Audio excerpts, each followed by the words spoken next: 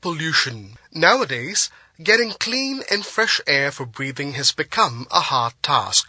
This is because modernization has led to polluted air.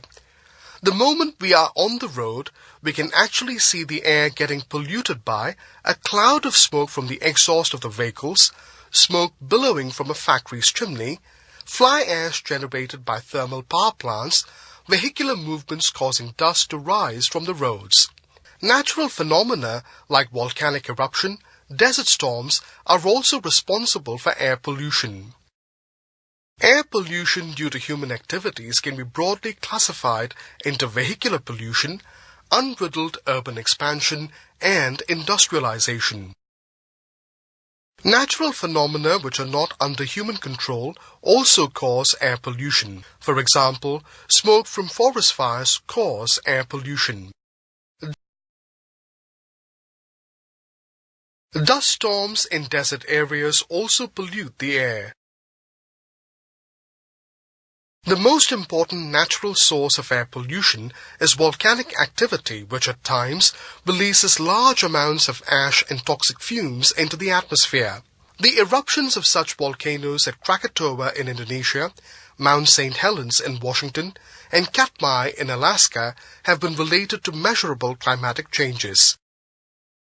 Some of the major air pollutants are carbon monoxide, carbon dioxide, chlorofluorocarbons, ozone, nitrogen oxide, sulfur dioxide, and suspended particulate matter. Now, let's focus on the major air pollutants and their sources. Carbon monoxide, one of the chief air pollutants, is a colorless and odorless gas. It is produced by the incomplete burning of carbon-based fuels, including petrol, diesel, kerosene, and wood. It is also produced from the combustion of natural and synthetic products such as cigarettes.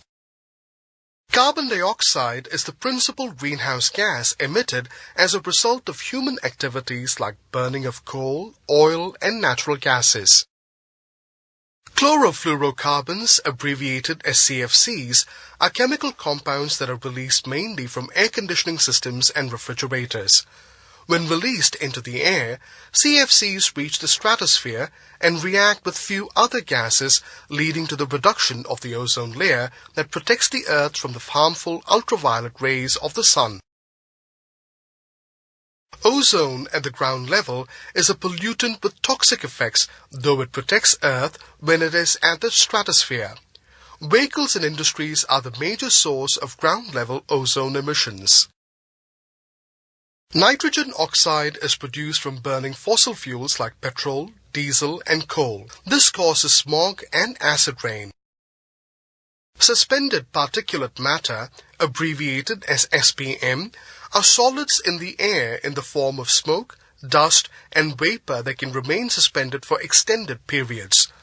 They are produced by combustion during industrial operations, storms, and winds. Sulfur dioxide is a gas produced by burning coal, mainly in thermal power plants. Some industrial processes, such as production of paper and melting of metals, also produce sulfur dioxide. This pollutant is the major contributor for smog and acid rain. Now, let's shift our attention towards the major effects of air pollution. It can cause serious health problems. When polluted air is inhaled, it lowers the amount of oxygen that enters our blood. Thereby, it slows down our reflexes. Suspended particulate matter, like finer dust particles when inhaled, can lodge into our lungs and cause respiratory disorders. Air pollution has its impact on the environment too. For example, thinning of the ozone layer, an effect of air pollution, results in global climatic changes.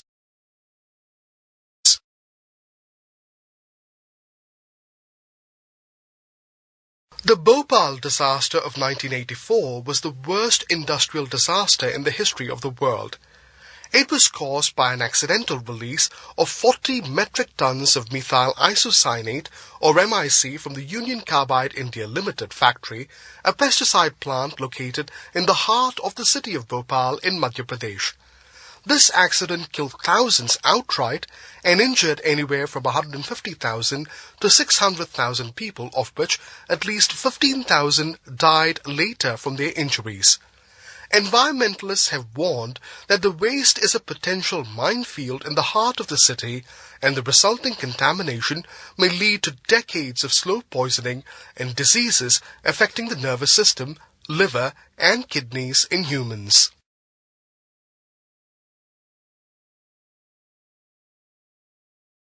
The Taj Mahal is also affected much by air pollution because of the Mathura refinery, iron foundries, glass factories, the brick kilns, the continuous flow of traffic along the highways skirting the city of Agra, and sulfur maximum levels. Combined with oxygen and moisture, sulfur dioxide settles on the marble surface of the Taj Mahal and corrodes the marble, forming a coat or layer that experts refer to as marble cancer. Thus, air pollution around the Taj Mahal has become a growing concern for the environmentalists as well as the heritage conservationists.